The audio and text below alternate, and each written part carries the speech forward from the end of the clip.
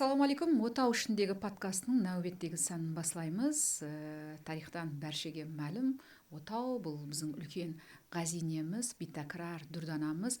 Әне осы отауда ошақ басында ең үлкен шаңырақтың әрбір ағзасына тиесілі қарарлар, шешімдер қабыл етілген.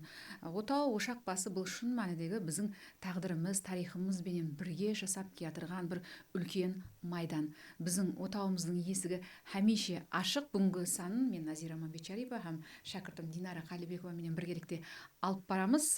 Біздің бүгінгі мейманымыз жәмиетлік ғайраткер Нурани Орынбай аға Тұрдаков. Ассалаумағалейкум. Білесіз, біз сөйбетлерімізді әрдайым түрлі жөнелістегі ең атақлы ұстазларменен алып барамыз. Себебі бұл отау ішінде әрдайым айтатындай рәсми һәм нарасми қызықарлы оқиғалар, қарарлар қабыл етеді. Ал бүгінде төбеміздегі шаңырақ астында қызықарлы сөйбеттің куәсі боласыз деген үміттеміз. Олай болса бастадық. Орынбай аға қош келіпсіз. Рахмет. Мінекей, Сіздеріңізде табыстар тасқын тілеймін. отаудың ішінде сөйбетлесуді біз ниет еттік, жақсы көрдік, осы форматты таңладық. Меніңше сізге қолай болса керек, сөйбетлесек осындай форматта. Жақсы ма? Жақсы. Кішкентайымыздан туылып өскен жайларымыз Қарай деген ата-бабамыздан қалған. Осындай отауда туылғанбыз Қарайдың ішінде. Біздерде уақытта роддом деген болмаған. Анамызды шеке салып, арқанменен арман-берман тартып сөйтіп туғызған ауылдың кемпір үлкен апаларымыз. Сіз отауда туылған екенсіз. Біздер отауда үлкейдік. Отаудың арқасы тарапында арқа тарапы ашық тұрады ғой ауылларда. Шамал келеді, шамалды өткереді. Сондай жерлерде шамалдың өрінде отырып кітап оқитын едік та. Қарай қаяққа қарап құрылмасын, өзі құлаға қарап есігі құрылу керек негізінде. Арқа жағынан ашылатын жері болады, шиін ашып қойылса, оның іші салқын болып тұрады шығады. Жақында ғана ұстазым, міне отауымыз Гиннес рекордына кітабына кіргізілді. Онан тысқары ЮНЕСКО-ның материалдық емес мәдени байлықтар тізіміне кіргізіп, отауымыз бүгін Делиде, дүние жүзінде құрылмақта. Хақиқаттан отау бұл біздерменен бірге жасап атырған хақиқи халқымыздың ғазинесі. Бұның іші толы миллеттің бір генетик кодын ашатығын, бір дүние қарасын, философиясын көрсететігін байлық десек бекар емес. Хақиқат дәслепкі. Қазір сіз айтып жатырсыз, мен ойлап қалдым. Біздің ата-бабаларымыз ең дәслепкі философлар, ең дәслепкі физиклер болған екен деп. Себебі қараң әмме затты толық есапландырылғанда әммесі туры келіп жатырды. Есап санаға түзу болған. Хақиқи экологик таза. Жетіні көп пайдаланған. Әмме жақта жеті барды. Әр миллеттің қар үйге арнаулы істейтұғын тәртіптері бар. Оны енді біздер сәл өтіңкіреп кеттік, себебі уақытларында бала уақытымызды білетін едік. Қандай құрылады, қайтып нетіледі, қандай етібар беріледі, қай жерден басылау керек. Мына төрт уықты мынадай байлап, сөйтіп шаңырақ көтеріп тұратын еді. Кейін әр жерінен уықларды тығып бекемлейді. Содан кейін қапталарын тойлап баратын еді. Кейін әр мынаның тұсында, ашаның тұсында бір уық болу керек. Бұрынғы кемпір апаларымыз сол нәрсені айтып келген, біздер енді шала ядда қалған, бірақ бір 20 жылдық дейін бе, 15 жылдық дейін бе бір шымбайлы кемпір апамыз тәріптеп берді да. Мына Қариды безеген уақытында мына пөпеклер болады. Жасыл, көк, қызыл. Соның жасыл көк пөпегі балаларды білдіреді екен, үйдегі туылған балаларды. Қызылы қызларды білдіреді дейді. Соның санына қарап безелінеді екен да. Сондай деп айтып өтті. Демек, қазір біз отырған үй хақиқи не қылдайды, біздің байлығымызды, сол үйдің шаңырақтың қаншелі балалары көплігін, арзулары, арманлары көп екенлігін білдіреді. Көпсінше балам болса деп арман қылады. Орынбай аға, бәрібір біздер отаудың ішінде отырыппыз, хақиқи ошақ басы. Бұл жер шаңырақ жасайтығын жер. Шаңырақта балалар, жас үлкенлер, 3 әулет бар ол жерде, жаңа туылған бүфе. Тап сондай бүгін жәмиетте де сондай. Келің бүгін жәмиетте жаслар тәрбиясы, бүгін жаңа әулет қайтарыпке қарап бағыт алып барып отырған хақында сөйлесейік. Бүгінгі жаңалықтардан, бүгінгі жаслар істеп отырған жұмыслардан сіздің кеуіліңіз тола ма? жастарымыз қазіргі уақытта біздердің уақытымызға қарағанда мүмкіншілігі көп нәрсені үйрене алатын мүмкіншілікке ие жастар дәуірі келіп тұрды. Şu дәуірде егер қандай жас өзіне етібар беріп, білім аламан, бір зат үйренемен, сол халқыма пайдам тигіземен дейтұғын жас қазір арамыздан көп шығып жатырды. Олар сол нәрсені үйреніп, ағырына жетіп, ілми дәлелеп беріп, өзінің нағыз сол елдің перзенті екенін дәлелеп жүрген жастарымыз жүдә көп. Өрнек болып жатыр. Патриот деп айтамыз енді, отан сүйуші жастар бізде көбірек болу керек. Біз соларды өзіміздің басып өткен жолымызбенен, өзіміздің істеген істерімізбенен, өзіміздің сөйлесе алу мүмкіншілігімізбенен сол тымсалы үйретуге әрекет қылуымыз керек. Енді біздің жолымызды тұту шарт емес шығар деп ойлаймын, бірақ соның жақсы жағын алып бара берген жаман болмайды. Себебі өмір бойында адам көп болады. Себебі қан түстемген инсан алжасады, қателеседі. Бірақ соны уақыттың өтуімен түзетіп барса, ол инсаннан жақсы елге пайдасы тиетұғын адам шығады. Бүгінгі Қарақалпақстан, бүгінгі бұл елдегі өзгеріслер, бүгінгі жаңалықлар қаншалы дәрежеде сізді рухландырады? Мен қазіргі уақыттағы біздің Қарақалпақстанымыздың рауажлануына жүре қанағаттанамын. Себебі президентіміз Шавкат Мирзиевтің басшылығында Қарақалпақстанға тиесілі жердің рауажландыруын, экономикасын, ауыл қожалығын, халық қожалығын рауажландыруға үлкен күш салып, сол харекетлер істеніп отырды, қарарлар шығып отырды.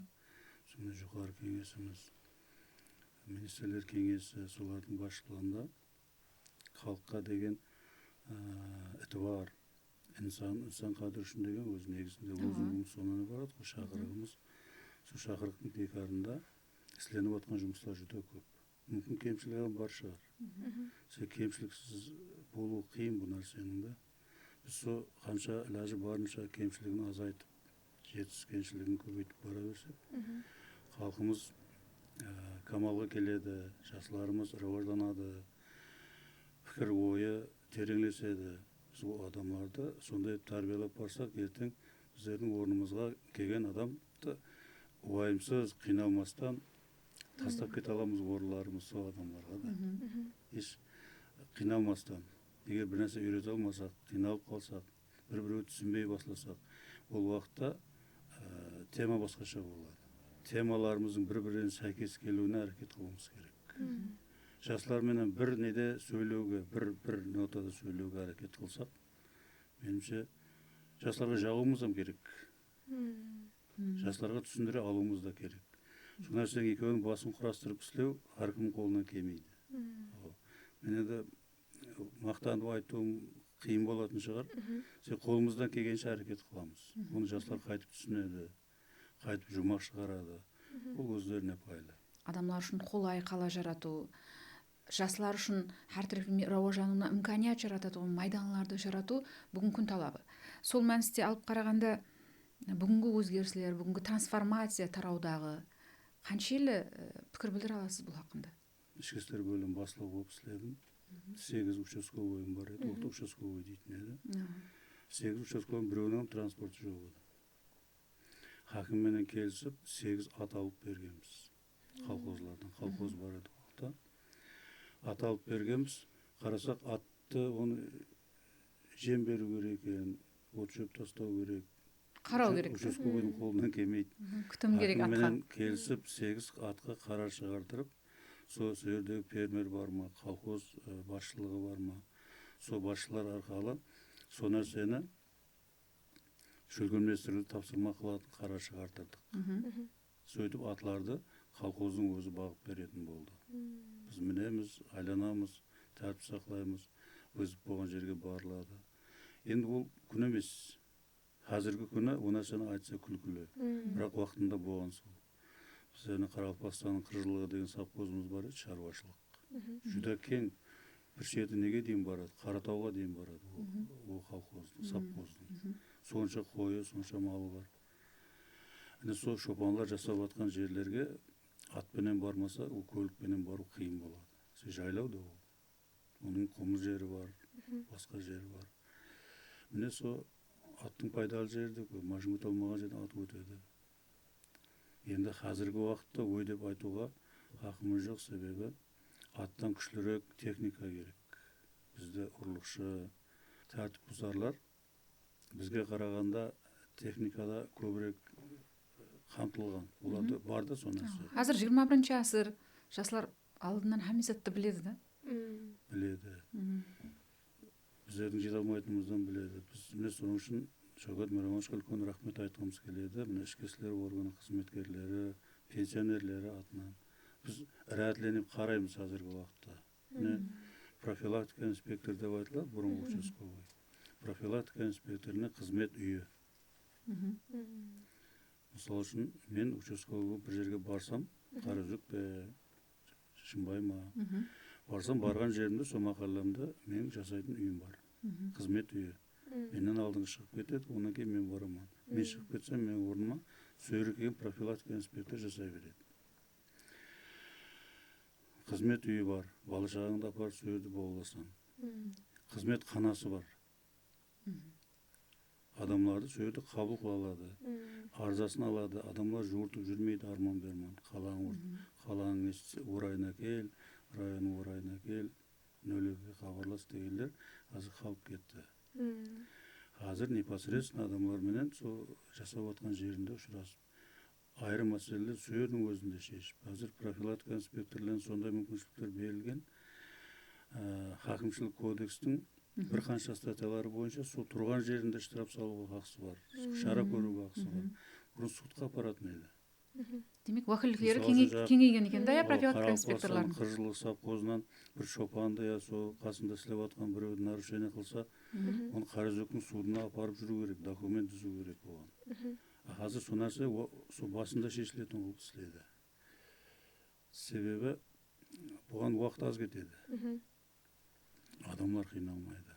Оған транспорт керек қалаға бару үшін. Қайтуам керек ертеңіне ол қаражет керек.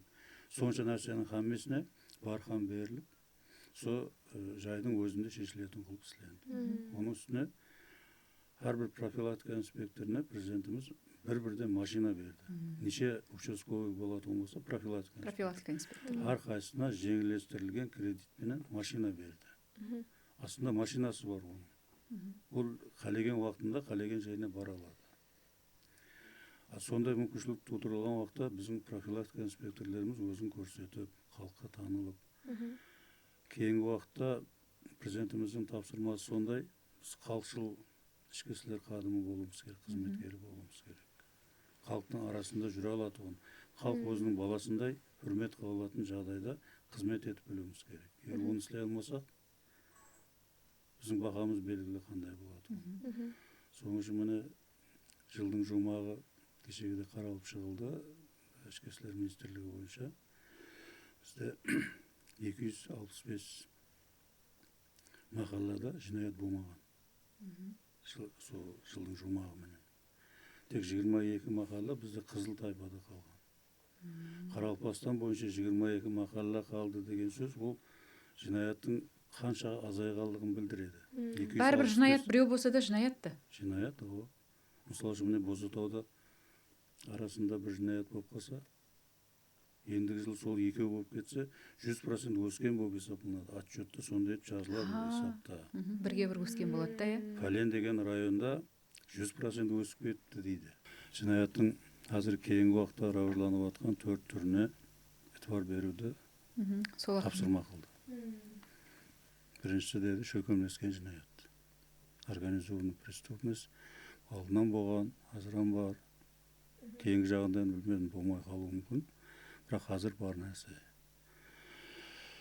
Шөкемлескен жинаятқа коррупция да кіреді. Себебі басшылар араласса, әр нәрседе коррупцияға байланысты жинаятлар келіп шыға береді. Мысалы үшін бір жазылған адамға барып, лауазымда мына нәрсені біткеріп беріп, жәрдем қылың деп барып, азмы бір нәрсе бергісі келеді адамдар, тезірек біткергісі келеді. Соның хаммесі коррупцияның белгілері бар жинаятлар есептелінеді. соған қарсы күресу бойынша бірінші жинаятлардың түріне кіргізді соны. Кейін екіншісі нәшебелікке қарсы күресу екінші жинаяттың түрі. Бұл аз ауырласқан формада. Президентіміздің өзі айтып берді. Қазір біздің наркоманиямен, нәшебелікпен күресуге қарсы күресетуіміздің қызметіміз бар. Сол қызметтің балалары қазір сондай рауажланып кеткенлігін айтады. Мысалы үшін басқа жақта тұрып, телефоннан сөйлесіп, бұяқтан адам жаллап, наркотиктің түрлі түрлерін. Бұрын тек біз көкнармен, нені білетін кендірді. Қазір олар қалып кетіп, басқа қадымғы дәрілер қылынып, составында нәшебелік затлары бар элементлер жинап, солардан арқылы дәріге ұқсаған нелерді істеп, таблеткалар істеп, соларды тарқатуды әмелге асырып атқан. Мектеп оқушылары арасында, студенттер арасында, бұл жастар арасында. Енді жас үлкендерді айтпай қой, олар өздері шамасы келгенше, ақыл алысқанша әрекет қылуы мүмкін. Енді жасларды қандай нәрсеге жақсылап өтілеп білсең, жақсылар сол нәрсені оғып алады. Біз жақсы нәрсені өтілеп үйретіп алуымыз керек. Сыртта, мысалы үшін, телефон менен интернет арқылы шығып, біздерден сол адамларды тауып, солар арқылы жұмыс істеп, наркотик жеткізіп беру әрекетлері. Мысалы үшін, сондай болады. Мен звонок етемін бұяққа, бұяқ адамын табады, бұл алатұғын. Сөйтіп, олар бір-бірімен байланыссыз халда, пәлен жерге қойылады, шифрменен жазылады, ана телефонда барлығы білінеді, бірақ сен оны тексеріп көргенмен, оны таба алуың қиын да, наркотиктің қайда тұрғанын, пулды қай уақытта береді. Себебі басқа адамдар істейді, арада адам көп. Соның үшін наркотикпенен күресу бірінші мәселе болып қалды. Нәшебелікке бір үйреніп кетсе жаслар, қиын болады. Оның емленіп қайттан наркотикке жақыламай жүре алатын қылу жүда қиын болады. Жүда қиын емленеді. Ол не да ол? Адам үйренеді организм. Қанға сіңіп кеткеннен кейін ол нәрсе талап қылына береді. Сол нәрсені табуға әрекет қылады, іздеуге әрекет қылады. Пұлы болмай қалса біреулер талайды, біреулер не қылады. Сондай әрекетлер істеп бастайды адам деген. Біз соның алдын алуымыз керек та. Тәрбие мәселесі сондай. Ол құрылыс емес, құрылысшы емес. Бір айда бір этаж бітетін, 2 айда 2 этаж бітетін. Сен тәрбие мәселесінде айта бересің бір сөзіңді, 15 мәрте қайталауы мүмкін. Ай давамында, жыл давамында 15 мәрте айтқаныңдан түсінбеуі мүмкін оны. Бірақ уақыт келеді, сенің жасыңа шамаласқан уақытында түсінеді, уже кеш болады да уақытта. Кеш болады. Сол уақытта түсіну керек та ол. Сол уақытта біз сіңіріп білуіміз керек. Соның үшін әрекет қыламыз, жасларды қолдан келгенше сол құлағына сіңіріп жақсы нәрселерді үйретуге әрекет қыламыз. Адамлар, жаслар телефонларында турдан-туры жасалма интеллектпен сөйлесіп жатыр. Оның менен бірге өнім таярлап жатырды да. Хаттекі бүгін жаслар сондай бір ойынларға кіріп кетіп жатырды да. Біреулер үйін сатып төлей алмай жатыр қарызларға. Біреулер өмірін тік жіберіп жатырды. Өлбем кетіп жатыр. Өліп те кетіп жатырды. Аянышылы. Кейбір жинаят, енді жинаяттың таза түрі. Бұрын бұл нәрсе болмаған. Бұл енді сол жасалма интеллект дейміз бе. Өзі болмағына компьютер системасы бұл бізге көп жаңалық алып келеді. Интернетте біз өзіміз білмеген халда көп нәрсені көре аламыз, көп нәрсені үйрене аламыз да. Біз сол нәрсенің жақсы нәрсесін үйреніп, орнына қою, жақсы нәрсесін жеткізіп бару әмеміздің қолымыздан келмейді. Біз қолдан келгенше TikTok нелер бар, кәдімгі арқылы Instagram бар, Facebook бар. Соларда шығатын олардың әмесін көргіміз келеді. Бізде мынадай бір тарауды үйренейік, сол тарауды жақсылап, мұқамал иелеп, меңгеріп алайық, сонан кейін етеміз деуге жоқ та. Бізді ашылған дауым етіп көріп кете береміз. Міне кейбір жинаятлар сондайдан келіп шығып. Міне қазір жүда ауырласып кетті. Мысалы шөтіңде пұлың болатын болса, вкладта тұрған. Сол пұлларды алудың ансат болып кетті. Тем более ақ көкірек халқымыз біреу звонок өтіп, мен сояқты банктен едім. мен ішкі істерден я мен прокуратурадан едім, маған мынадай даныңыз керек, сізге жәрдем ете жақпан десе, көкірек не үшін деп сұрап отырмастан сол даныйларын беріп жібере беретін жағдай көп болды бізде. Соның арқасында сол кладында тұрған қанша пұл болса да солардың бәрін босатып алғанға шекем әрекетлер болып жатырды. Бірақ оны таудың ілажы болмай жатырды да, көпшілік таба алмай жатырды. Демек, міне сіз өз дәуіріңізде сол FM-ді блоклауды, программаластыруды үйреніп келген болсаңыз, бүгінгі инспекторлардан, бүгінгі ішкі істер тарауының қанегелерінен олардан күштірек дәрежеде IT-ді білу білімі талап етіліп жатырды деп ойлаймын мен. Жоғары оқу орындарында сол қанегелік даярлау бойынша нелер ашылды, факультетлер ашылды. Соған қарсы күресу. Бұл жерде тек ішкі істер, құқық қорғау органдары емес, бұл жерде банк қызметі, финанс қызметлері, солардың хамыз біргелікте істейтін нәрсе да. Енді органның адамы, мысалы үшін, банктың қызметкері еш уақытта сен кодыңды, вкладта тұрған пулыңды сорап сен пәленді айт, төленді айт деп айтпайды. Жүда зәру болатын болса, сізді босаған уақытыңызды шақырады. Соғықта барып мәселе шешіңіз банк қызметіндегі мәселеңізді. Біз халыққа соны айтып үйретуіміз керек та. Солар дәл қайтарып тастап, солармен сөйлескенде үзіп тастап. Бір жинаят қаншадан қанша тағдырге тәсір етеді, қаншадан қанша адамларға тәсір етеді. Бұл 22 махалланың қызыл болып тұрғаны, әлбетте бұл аянышылы жағдай, бұны күресу керектігі өз күн тәртібінде өзі көрініп тұрады. Бірақ 400-ден артық махалледе бүгін жинаятшылық болмағаны бұл позитив да. Сонда ненің есабына еріскен? Бізде әзір қызметкерлеріміз, ішкі істер органдар системасында технологияның енгізілуі жүда көп пайдасын беріп жатыр. Камералар. Бізде қаланың ішінде 500-дей камера болатын еді, әзір көбейтірілді сол нәрсе.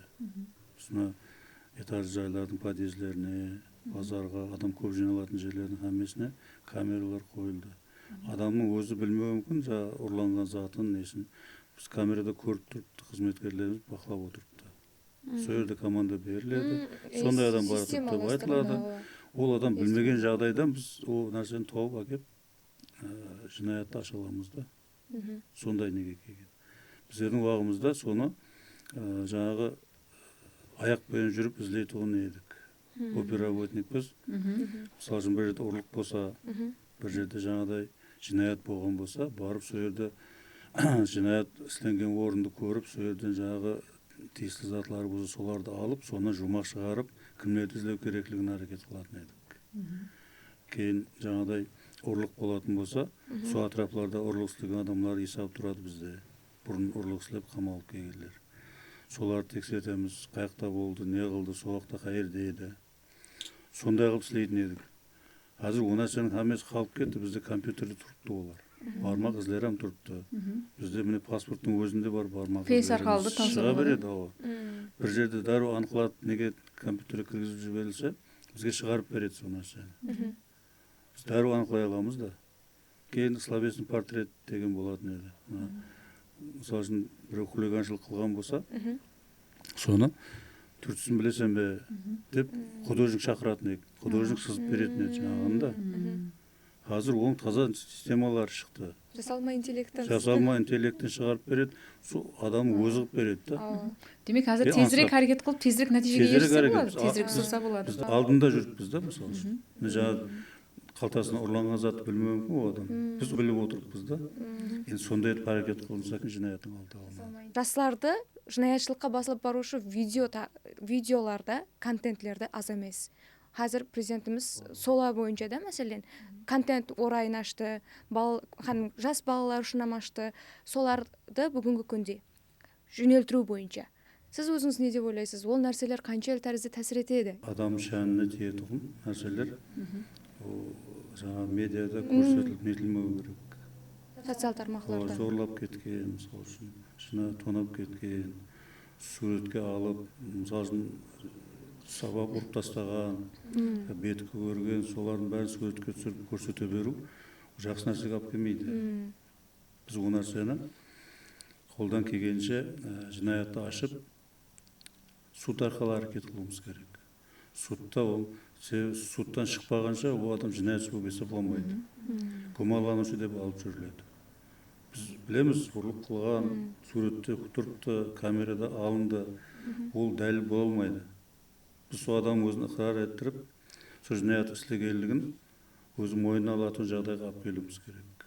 Оған күшлі тергеушілер керек, сауатлы инсанлар керек, сөйлесіп білу керек. Тергеуші жинаят қыдыру қызметінің қызметкерімен бірге істеу керек. Олардың арасында сөйлегендерінде фарқлар, қате сөйлеулер, сондайлар шығып қалған уақытта сонан пайдаланып, біз әме уақытта жинаятшыдан жоғарырақ дәрежеде істей алатын сауатлы инсанлар болу керек. Төртіншісі жасырын экономика.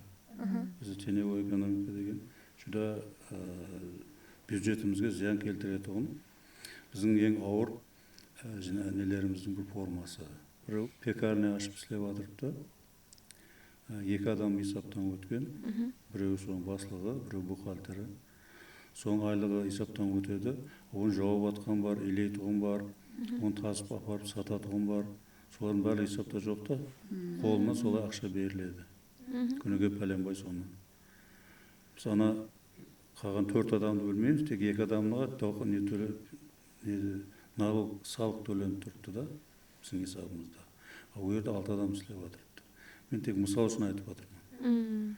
Бізде сол 4 адам есаптан өтіп, оның трудовой книжкасы жүру керек. Ол салыққа пұл төлеу керек. Біз мемлекеттің адамымыз, ақыры мемлекетке пайда келтіруіміз керек. Мемлекетте бюджетке пұл түссе, халыққа қызмет қылады, ол бюджеттің пұлы басқа кетпейді. Біз сол нәрсеге халықты үйретуіміз керек та.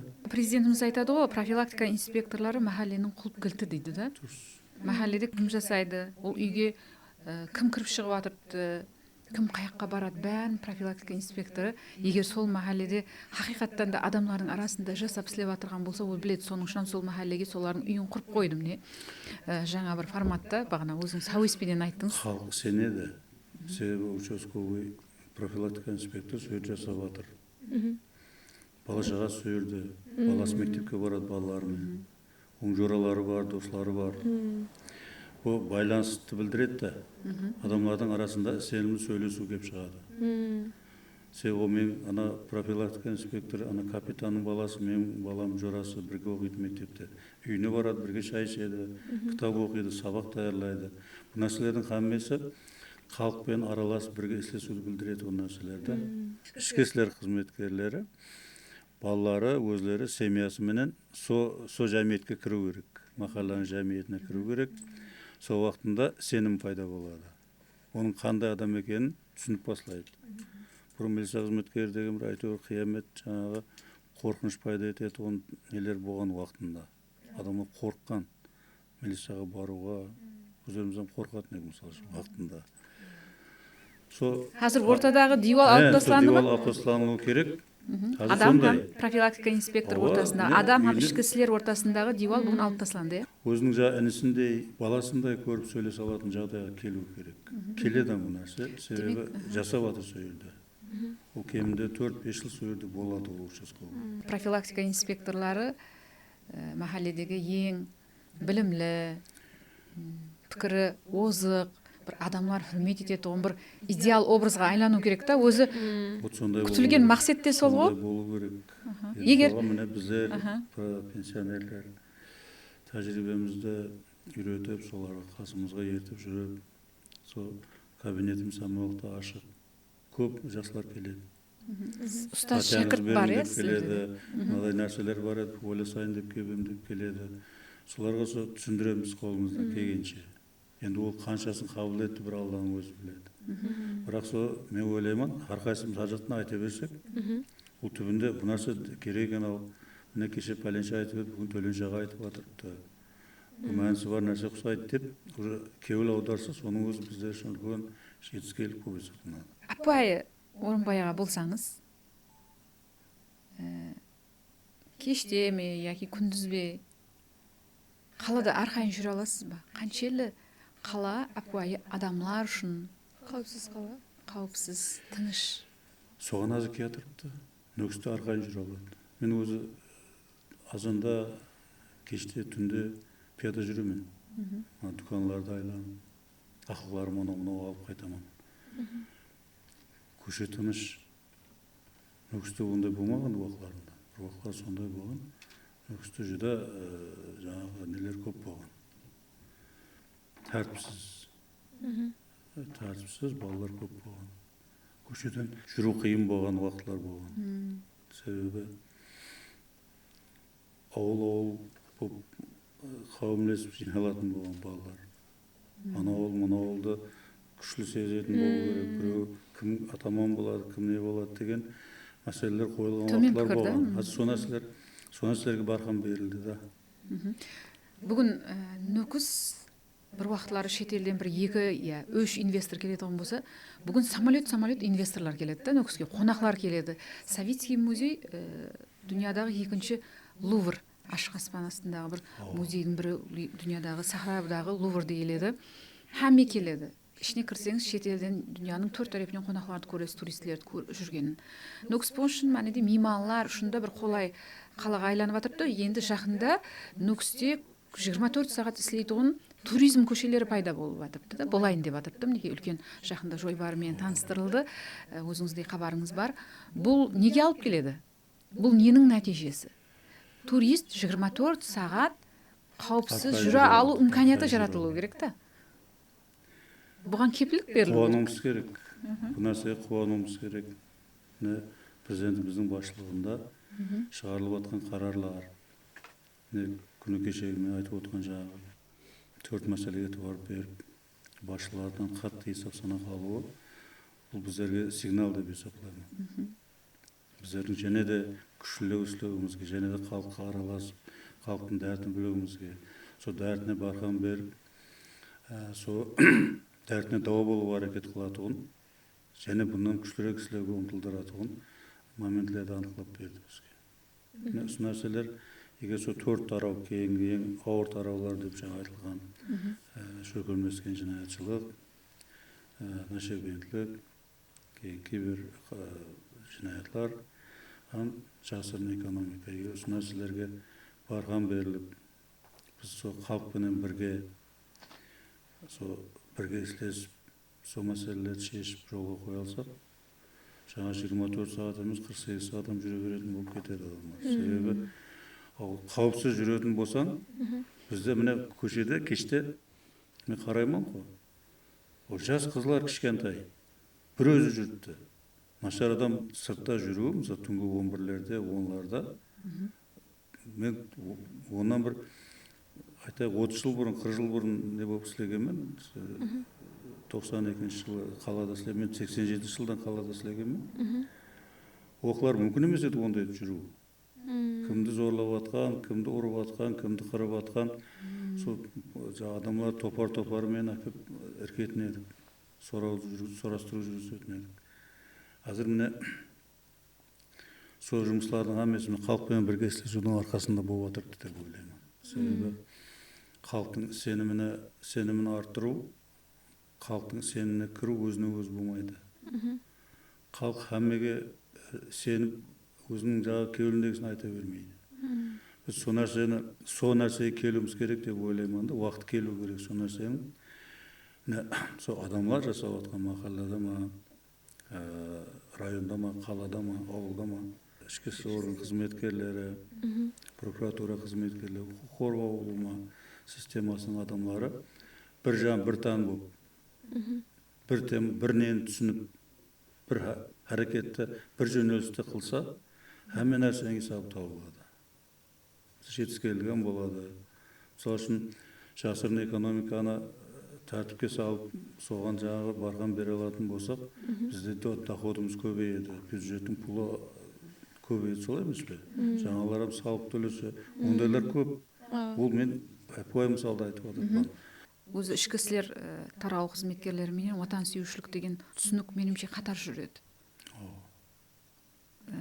Жылдар давамында өзіңіздің өміріңізді, тағдырыңызды осы тарауға бағышталған инсан сипатында бүгін тараудың трансформациясы, тараудың жаңалануынан қаншелі бір күш аласыз? Қазіргі біздің ішкі істер органы қызметкерлеріне қылынып жатқан жәрдемлер, жеңілдіктер біздің уақытымызда болмаған. мысалы үшін міне қызметкердің үйінде бір баласыма, келіншегіме, өзіме ауырып қалса, емлетіп беруге пұлы полный төленеді. Ата анасы ауырып қалған болсам, оның есабы шығарылып, пұлын төлеп береді. Оның үстіне қосымша қызметкер мысалы қызмет уақытында қайтыс болып қалды. Қызметкердің семьясына жүдә үлкен пұл төленеді. Сол адам құн деп айтқан қолайсыз болады.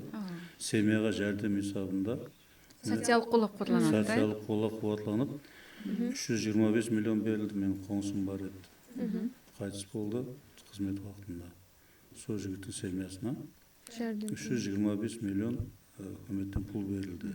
Семьясына жәрдем есабында. Балаларын оқытты, оқуға кірді, істеп отырыпты. Жақсы нәрсе де, семьяны бағып отқан, семьяның бағушысы кетіп қалған уақытында қиын болады адамға. Ол семьяны тартып алып кету.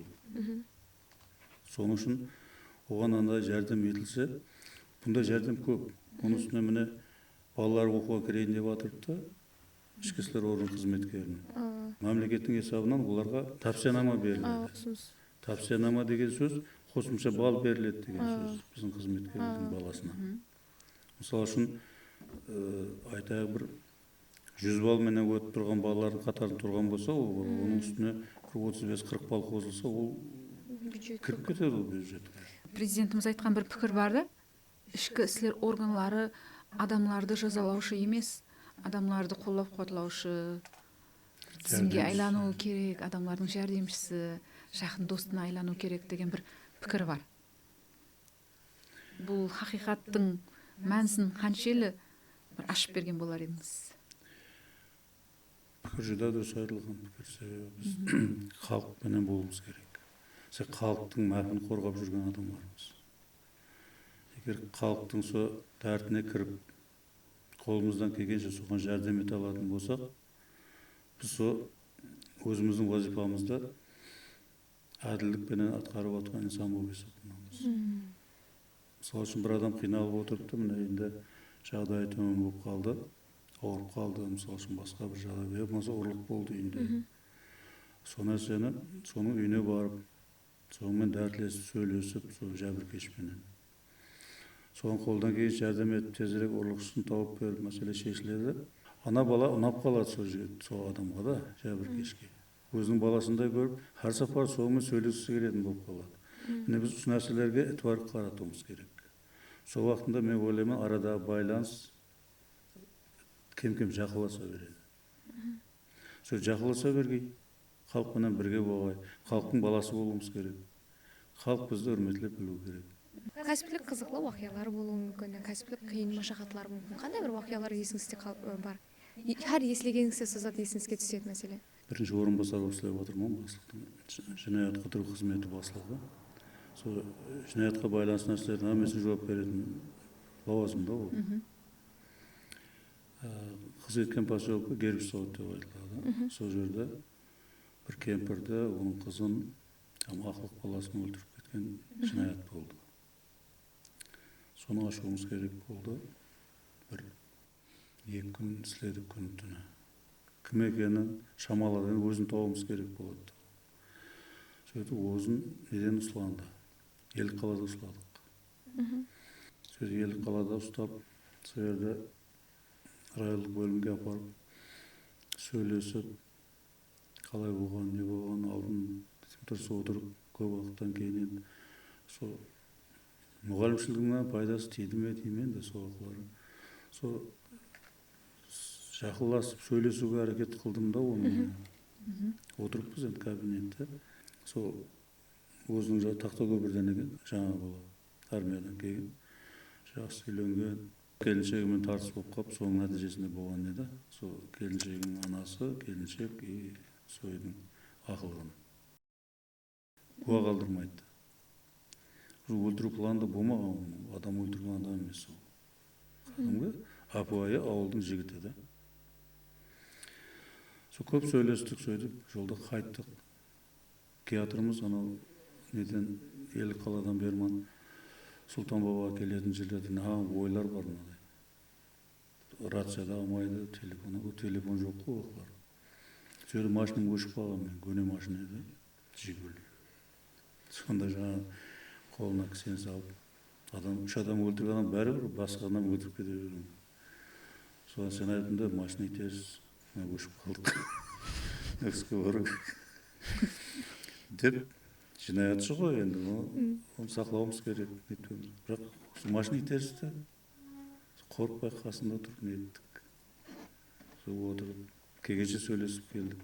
Сөйтіп бір 12-лерден өтіп әкеп, бөлімге тапсырып, демалайын қайттым да. Таңғы 4-лерден өтіп, звонок өтті дежурный. Орынбай аға деді, бағана келген адамыңыз сізді сұрап отырды деді. Сол адам көргім келіп тұрды деп айтты. Сөйтіп, сол тұрдым орнынан, кеш жаттым ғой. Сөйтіп келдім. Кабинетке алып шығып сөйлесем. Аға деді, сіздің мына сөйлескендеріңізде неден бір милицияның ішінде бір тәуір адам бар шығар деп ойлап, көңілім сізге ашуға шешім қабылдадым деді да. Сізбен сөйлесе бола ма деді. Ол сөйлес деді, неге сөйлеспейсің? Тыңдайын, не айтады екенсің? Сөйтіп бастан ақырына дейін бір жарым сағаттай отырып айтып берді. 3 адам өлтіріп қойдым аға, енді ату жазасына кететін шығар маған. Сен жақсылап болған нәрсені еш қып саламай айтып берсең, саған суд тарапынан, тергеушілер тарапынан жәрдем болуы мүмкін.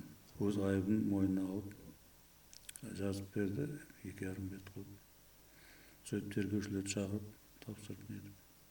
Сол бала неден кейін бір жылға шамаласқаннан кейін хат жазыпты маған. Жаңағы колонияда жүріп хат жазыпты. Аға, мен көп нәрсені көз алдымнан өткіздім. Сіздің көруіңіз маған тәсір етті. Мен сол жасамақшымын. Осы өле жақ адам ғой. Жасамақшымын. Сізге үлкен рахмет деп хат жазыпты.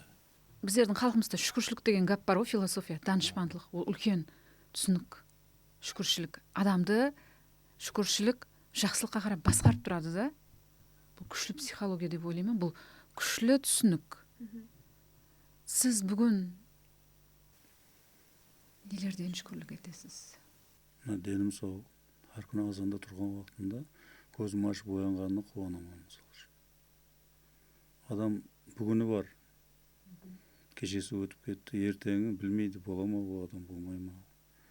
Біз осы күні қолымыздан кесе қасымыздағы бірге жасап атқан, бірге жүрген, танитұғын, даже танымайтын адамларға мұнасабетімізді жақсы қылып үйренуіміз керек. Сондай уақытта сен көңілің толып ұйықтайсың үйіңде. Сен біреумен сөйлессең, сәубетлессең, жаңағыдай жақсы нәрсе істесең, кім біледі, жақсы нәрсе ме, ол қайтармау керек пе еді ол адамды түзу жолға. Бірақ қайтаруымыз керек. Олам адам да. Жинаят қылмасынан алдын мен де адам еді ол.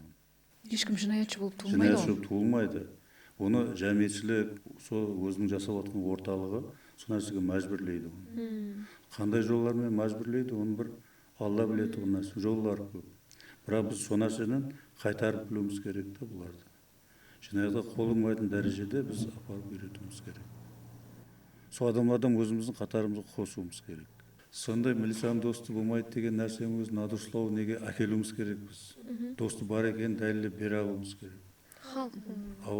Милиция қызметкері сол нәрсені дәлелдеп бере алса, халықшыл милиция болады, халықшыл ішкі істер қызметкері болады. Сондай болып әрекет қылуымыз керек деп ойлаймын. Мен сол ұшырасқанымда, жастармен неткенімізде сол пікірлерді айтамын. Өміріміз қаһарманларда барады ғой, арамызда қаһарманлармен жасаймыз. Біз кейде ол қаһарманның өмір жолын білеміз, кейде білмейміз. Бірақ бүгін жәмиетте ертең үшін жұмыс істеп отырған әрбір адамның өзіне жараса қаһарманшылығы бар да. Көпшілік енді сіздің және бір қабілетіңізді білмейді да.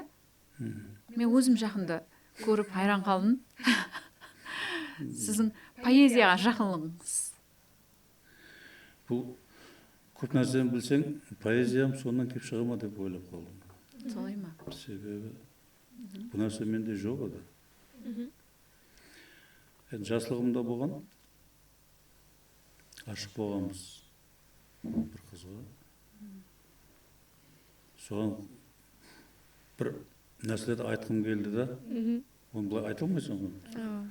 Қазір айта береді, мысалы үшін тартынбайды балалар, қызлар арасында, оны ашық сөйлесіледі. Оқылар жүда, даже қолын ұстаудың өзінде қол қалтырап, бірнеше күндеп қолын ұстай алмай жүретін еді. Оқыларды қолын ұстасаң үлкен мәртебеге еріскендей ететін еді қызларды. Мен соған бір қосық жаздым да. Демек, біз бүгінгі отау ішінде деп аталған подкастымызды жұмақлаймыз. Біздің бүгінгі мейманымыз атақлы жәмиетлік белсенді ішкі істер тарауының нұранисі, бір халқымыздың сүйікті перзенті Орынбай аға Тұрдаков болды. Және бір мәртебе қош келіпсіз Орынбай аға. Рахмет сіздерге, кәсіптеріңізден камал табын. Рахмет. Бұл нәрселер мен ойлаймын, елімізге пайдасы тиетұғын, жастарға тәрбиялық характерге ие болатын болса, біз әмеуақта қызметке таярмыз. Рахмет сіздерге. Рахмет. Рахмет сізге, мінеттармыз. Көріп көзі болғаныңыздай, құрметті тамашагөйлер, біздердің сонша уақыт ішіндегі қызғарлы фактларға тола, қызғарлы оқиғаларға тола, һәм де және сол тараудағы қиыншылықтарды да талқыладық. Меніңше бұл уақыт сізде бекар кеткен жоқ. Егер де сіз біздердің подкастымыз арқылы қандай да бір мағлұматларды біліп, олар хақында өзіңізге керекті мағлұматларды ала алған болсаңыз, біз бұндан қуаныштымыз. Рахмет, және көріскенше сау болың. Отауымыздың есігі хәмеше ашық.